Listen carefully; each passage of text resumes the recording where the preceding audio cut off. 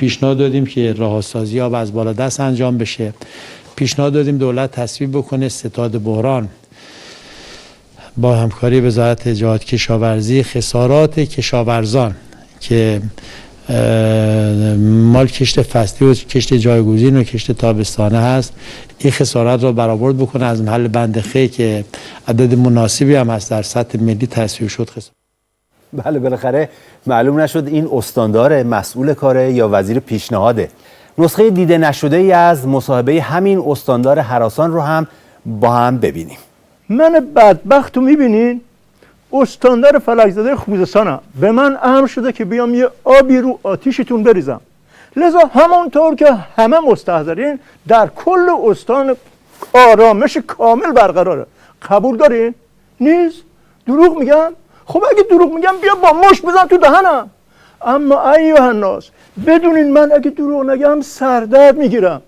عاجزانه ازتون میخوام که همه حرفای دیگه هم که میخوام بزنم هی نگین ترسیدم و از ترسم دارم دروغ میگم.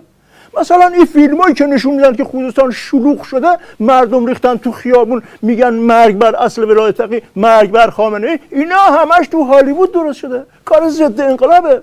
این که میگن خوزستان آب نداره خشک شده، پس این چیه؟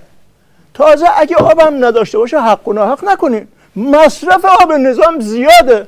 6 نوع واکسن آبکی، روزهای آبکی مقام عظما، خالی بندی های آبکی سردار سلامی، دیگه آبی برامون نمیذاره که. اما میخوام اعلام کنم بعد از توصیه آبکی مقام عظما که فرمودن به خوزستان رسیدگی بشه، ما تو زمینه آب به تولید انبوه رسیدیم، تا جایی که میتونیم آب به آمریکا صادر کنیم و کاخ سفید و آب ببندیم. عزیزان من کمی واقع بین باشید. مصرف آب تو نظام زیاده.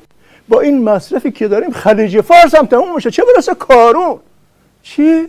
کار سپاهه؟ خب اگه کار سپاه چرا یقه مقام عظمای بدبخت رو گرفتین میگین مرگ بر خامنه یا نمیدونم مرگ بر اصل ولایت فقیه و چی و چی؟ خب اگه میگین سپاه 15 تا صد رو کارون زده اشتباه میکنین، 24 تا زده. خب چرا به من بدبخت فوش میدین؟ دنگی که به من میدن جلو بچه بذاره قهر میکنه.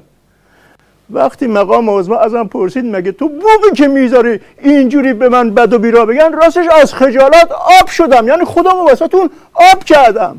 حالا هی فکر نکنین منو سردار سلامی که این حرفا رو به شما میذاریم ترسیم. خیر، در واقع رنگمون پریده و زرد شدیم.